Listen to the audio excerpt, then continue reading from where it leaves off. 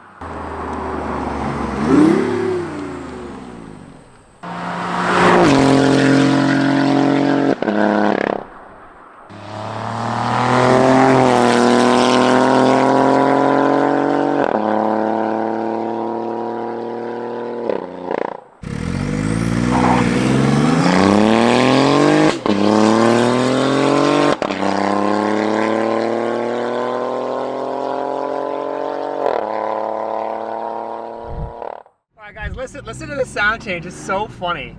With the valves closed, ready?